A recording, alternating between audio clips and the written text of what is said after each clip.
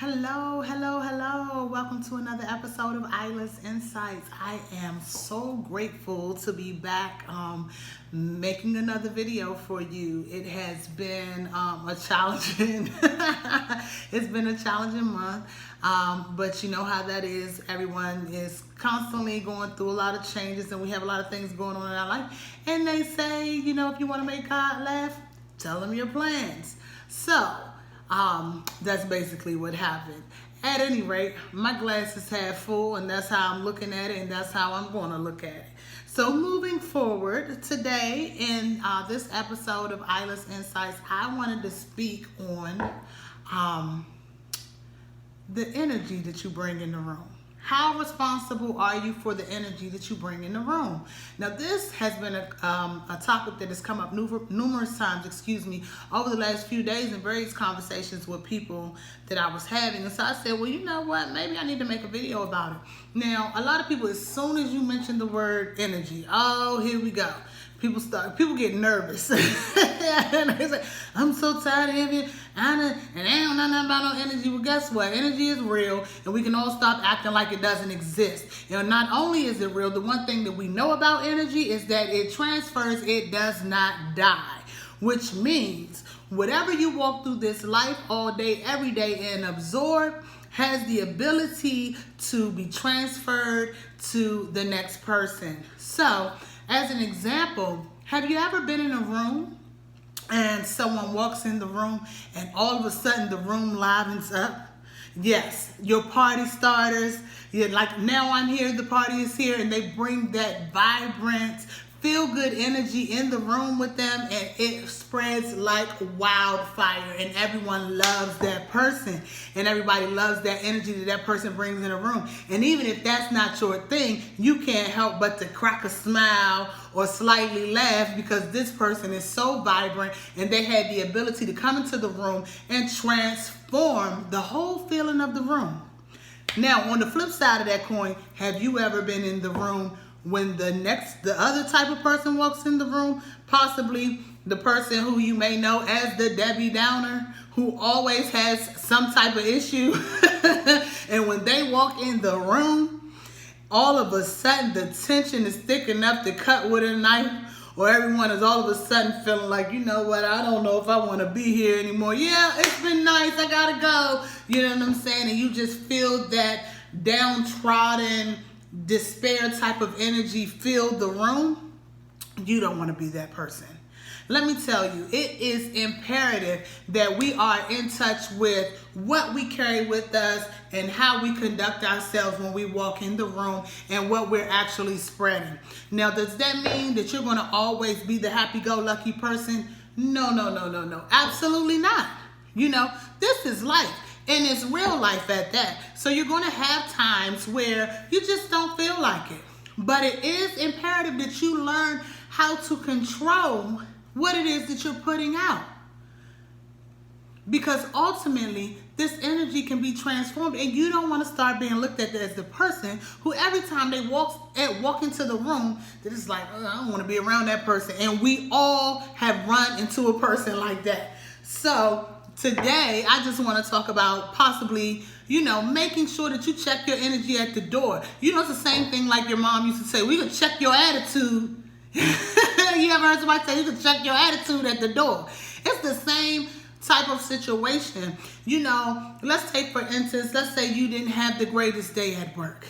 Your supervisor called you in the office with some bullshit, excuse my French, and you have just had it and you're spent. You were already maybe not as in alignment with the energies of the day already, and then you get called in this office and here comes the bullshit, and you're like, well, I don't have time for this. And then you get in your car, you go home, and you get stuck in traffic because somebody didn't know how to drive. Just because a little bit of rain, they wanted to keep speeding, they done caused the traffic jam, and it held you up. And then you went home and your child didn't clean their room and wash the dishes, but you got a 7:30 meeting this evening. And your day has been an absolute shipwreck. And look, it happens to all of us. So when you walk into that room, what do you think you're carrying with you? Especially if you have not even taken the time to acknowledge, what it is what you're feeling and how you, have processed what has happened to you today. If you didn't take a moment to breathe, and I know in our everyday life, we don't always have that moment to breathe, but as a person, a conscious person, a responsible person, it's going to be up to you to make sure that when you walk into that room, that you're not transferring that energy, especially if you're a water sign. Double especially if you're a Cancer. Why, you may ask? Because we know that water rules emotion. And as a water sign, when you have prominent water placements, you pretty much control the emotional temperature of the room, especially if you're a Cancer, because that's cardinal, which means you are creating the emotional, you're creating the emotional wave, and if you're not cognitive of the power that you possess and of the energy that you're carrying, these are the things that can actually happen. So I urge you to think about what energy are you carrying in the room, and when you feel as if you're actually having one of those days where it can be a little heavy, what do you do to try to subside it? So that's food for thought. I can tell you what I do. I am a Cancer, and when operating out of my lower vibrational energies, before I was even cognitive of, what type of mood I was carrying, it was not uncommon for me to walk into a room, and because I'm mad, the whole room is going to be mad. Now, it's somebody somewhere who said, oh, not me, because nah. Oh, it's probably especially you. And I'm going to tell you why. Because for the person who doesn't even wish to acknowledge that this type of thing exists, you're the person that's normally more susceptible to the energy that's flowing through the room. Because if you're not willing to acknowledge it, you definitely aren't protecting yourself from the influx of energy that can come from other people. And so that's something you definitely want to be cognitive about as well.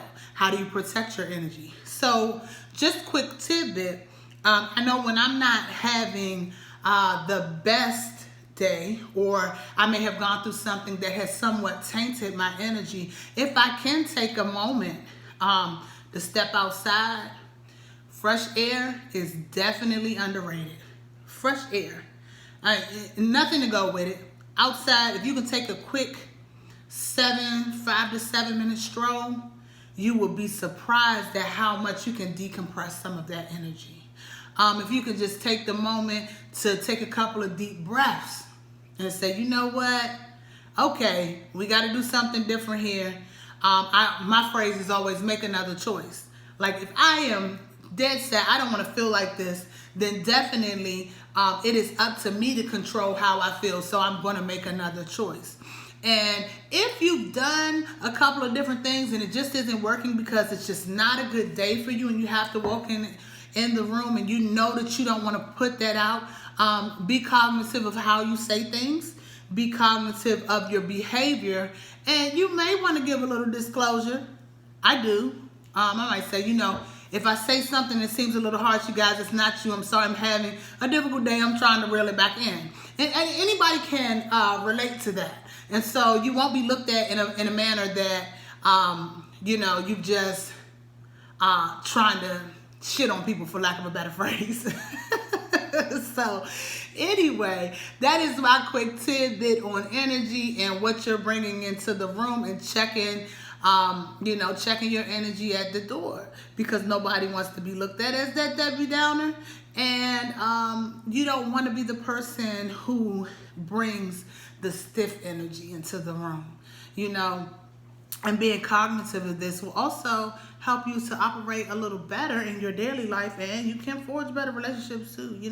It's okay to be optimistic. It's okay to have a bad day, but it's also okay to try to find the good so that you can turn it around some type of way and change how you feel about it, because we all know what you focus on is what you're going to get more of. So if you're only focusing on what went wrong, and that's what you're carrying in your spirit, guess what? That's what you're going to get more of. This your girl, Iilah. I'm out of here. That's all I got. Peace.